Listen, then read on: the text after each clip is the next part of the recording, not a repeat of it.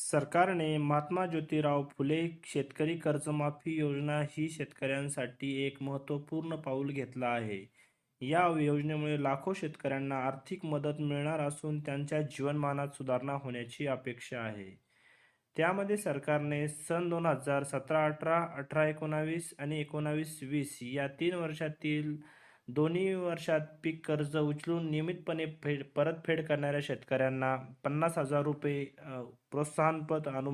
प्रोत्साहनपर लाभ देण्याचा निर्णय घेतला आहे. तर राज्यातील उर्वरित 14,38,38,000 पात्र शेतकऱ्यांना या योजनेचा लाभ मिळणार असून त्यामध्ये त्यांची कर्जमाफी होणार आहे. एकूण 5,216,75,00,000 रुपयाचे वितरण करण्यात येणार आहे. तर अद्याप 33,356 कर्जदार खात्याचे आधार प्रमाणीकरण झालेले नाही.